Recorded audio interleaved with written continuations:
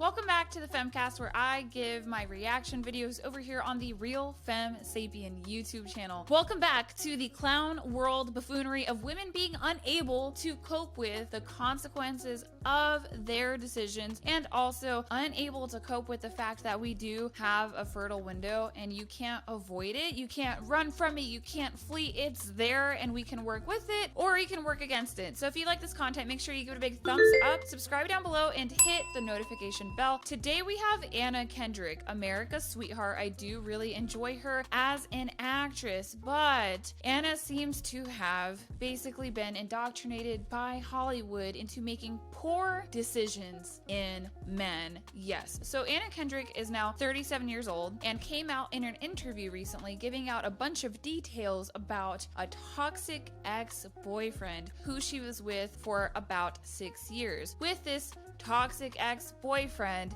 she created embryos. Yeah, that's right. She created embryos with a boyfriend, not a husband. And that's not even to get into the details about IVF and whether or not that's completely ethical. We will do that too. So let's check out this article on Anna Kendrick's take on her relationship that lasted for about 6 years, which she doesn't name him, but there's only one logical man who that could have been, according to her Wikipedia page, given the details that she's given. Have these women learned nothing from Amber Heard? Have they learned nothing? All right, let's do it. Actress Anna Kendrick says she created embryos with ex-boyfriend. Actress Anna Kendrick recently appeared on a podcast in which she revealed she had created embryos with an ex-boyfriend before their relationship unexpectedly ended. Yeah, it was so unexpected when you're with somebody for 6 years, you're not engaged, you're not proposed to, you're not married, just nothing. It came as a shock and a surprise when the relationship came to an end. I see a real reinvention of marriage in the West, and I'm not going to push marriage on young men. I know that's something that I've been criticized for in the past. It's just the reality is that a lot of men are going to want children, and the best statistical outcome for children is a two-parent household. And because these men want children, because I do think that most men get married do so in order to have children with their wife, so they will likely get married to ensure their children have a decent foundation in life. Hopefully they don't crash and burn given the divorce rates. I know that American marriage is broken. I understand. It is rough out there. You would think the streets would be rougher. Well, okay, the streets are rougher. You gotta pick your rough. Choose your hard. Choose your hard. So I see this reinvention of marriage. She's obviously cohabitating with this gentleman, and she knows that things are kind of off because she didn't choose to get pregnant. She chose to make embryos. And women don't listen to that little voice that's inside of us that lets us know, maybe there is something off with this relationship, because we see what we want to see. We'll make rules for betas, break rules for alphas. I just think that we could bring back some common sense into these things. So as much as we try to reinvent marriage, it's not going anywhere anytime soon. It has existed since the beginning of recorded history, kind of is what it is. And if not for marriage existing in recorded history, there's lots of evidence that people have been coupling for a long time. I digress. Appearing on Armchair Expert with Dax Shepard, Kendrick spoke about a toxic relationship with an unnamed ex-boyfriend. I was with someone. This was somebody I lived with for all intents and purposes. My husband. I'm sorry, what? Just because you lived with him doesn't mean that he was your husband. Well, this is what I mean. We see what we want to see in the men that we want. We'll make 1,000,001 excuses about this stuff. Meanwhile, you as the woman being delusional, you're equally culpable. Like, you might be thinking, oh, this is all him. No. You're staying. So it's at least 50% you as well. Moving on, we had embryos together. This was my person. And I remember telling my brother when things had first kind of gone down, I'm living with a stranger, like I don't know what's happening. It wasn't just the, oh, I'm losing a relationship. It was that I believed that if we broke up, if he left, basically, it was confirmation that it's because I'm impossible. I'm lucky that he's even tolerating my BS. Which also makes me question just how self-aware she is, and if she thinks that she's difficult, or if they were just incompatible for 6 years. Like, men that want to marry you kind of know relatively quickly. You can hear people say all this, that, and the third about, no, they don't, it takes time. I think that that is part of this foolish Western American marriage model that obviously does not seem to be doing well. So I do think that men have an idea when they start a relationship with a woman or when they're interested in a woman, she may or may not be a good mother one day. I like to think that when men begin a relationship with a woman, it's because they can see that she has the capability of possibly, not entirely, just possibly being able to be a mother to that man's child. Unless you're older and you're dating and you've already had kids and you're past that. But these folks are kind of young. She's not that young. She's 37, so made a lot of mistakes along the way from a woman's perspective on planning life versus a man's perspective. But obviously it seems like they both had reservations about the relationship. I mean, really, you make embryos with someone. You don't just think about getting pregnant the natural way. And look, I don't know if it has something to do with him or with her. If it comes to anatomy and hormones, it's statistically unlikely. And we see a lot of stories like this come out of Hollywood. Women will take these stories and then with this delusion that we have, we will just try to fit, well, that could be me one day. I could live with my boyfriend and make embryos and get pregnant through IVF, surely. By the way, IVF success rate, like, not even really secure. So you're creating these embryos, you're creating these eggs for a chance. It's not 100% gonna guarantee that you'll have a baby. You know what I mean? Moving on, she continues, there was an inherent thing of me being so rejectable that this person who loved me very deeply for 6 years, it suddenly occurred to him how awful I was or something. The shame that lingers much longer. Kendrick didn't give more information about the children she and her ex created, whether they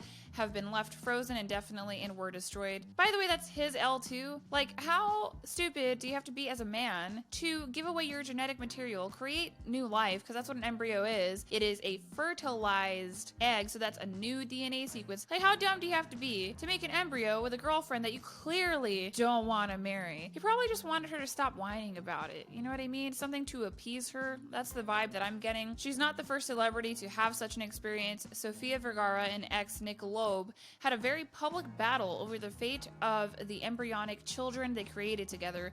Loeb wanted to keep them, while Vergara successfully fought to have them destroyed, which calls into question some ethics here, which we will jump into. The children were created as commodified property, but human embryos are scientifically unique living human beings. Each embryo has his or her own unique DNA from the moment of fertilization, with genetics, eye color, hair color, gender, and more traits already fully determined. If you thought the clown world buffoonery couldn't get any worse, So if you've been following this content for a while, you know that I am pro-life, more so than most people, but I can at least defend a majority of my pro-life arguments. Not gonna sit here and argue what is life, what is sentience. No, because that's a slippery slope. We all know where that goes. Shout out to medical assistants in dying. The progressivists have made it so that depressed people can elect to end their lives with doctors. It has nothing to do with the fact that they've set a precedent about the sanctity of life with termination of pregnancy. When we're talking about embryos and IVF, you'll see that there's a lot of folks out there who actually do not support IVF because they are pro-life, and it's strictly because there's a new human potential within that embryo, that new DNA sequence. So a lot of people are going to kind of reel from that and say, well, we think that that's unethical too, and I happen to be in that camp. But what I have researched is that there seems to be one ethical country. If you know of any other ones, please comment down below. I would be interested in furthering my termination of pregnancy research and sharpening my arguments. Please let me know in the comments. So in Germany, you're only allowed to create 3 embryos. You have to implant all 3. You cannot create new ones. That implantation cycle has to complete, and then you can redo that process. So at least in Germany, they have legislation. It's the Embryo Protection Act that safeguards the sanctity of life. And here we are in the West with the clown world buffoonery. Let's just cohabitate with boyfriends and make embryos. Like, freezing your eggs is one thing. Okay, that does not solve your problems because you still need a man for that. The embryo thing, you did get a man to fertilize. That part is true. So, but like, the man to raise it though, you know what I mean? Getting this stuff with your girlfriend, boyfriend, without that commitment of marriage, I'm telling y'all, you're trying to reinvent the wheel here. I don't think marriage is great for everybody, but I think that it makes more logical sense as opposed to making some embryos with your boyfriend or girlfriend. Y'all try to make it make sense. Make it make sense for me. I don't understand. And just to make matters worse before this video comes to an outro, The relationship ended after therapy did not work. Okay, so we're in therapy, couples counseling with a man that's not our husband, but our boyfriend. Okay, fine. After 6 years, kind of weird. But the relationship ultimately ended after she caught him being unfaithful. Like, I don't know how many red flags Anna Kendrick needed to understand that she was more of an option to him versus like a sincere, cherished, loved woman. And I'm not going to sit here and pretend like this couldn't have been a pivotal experience for either one of them. It just is that a lot of the times when men make us an option, we see what we want to see. And clearly, if you're a rich, beautiful, millionaire actress, you are not immune to the delusion. Let me know what you think in the comment section down below, and make sure you give this video a big thumbs up, subscribe down below, and hit the notification bell. Seems like Anna Kendrick cannot cope with the wall at 37. I hope she figures it out quickly, because, you know, time is ticking. Unless she wants to go the Jennifer Aniston route and then publish articles about, I just didn't think about my fertile window. Young women, if you are watching this, or, you know, women who are a little bit ahead of the biological window, this stuff doesn't have to be a Hail Mary at the end, the last ditch effort. It really doesn't. You can plan your life accordingly. It is better to work with your biology than to work against it. I'm not trying to keep you barefoot pregnant in the kitchen or anything like that, but there's things that you can't take back, and having your fertile window end, you can't take that back. So you would want to be very sure by 25 whether or not you want to have children, just because that's the nature of your life as a woman. And if you can't figure out if you want kids by 25, you don't have a grasp on the important things in life. Do we have very delusional women in their 30s and 40s? Yes, but it doesn't have to be you. I will see you guys next time. Bye.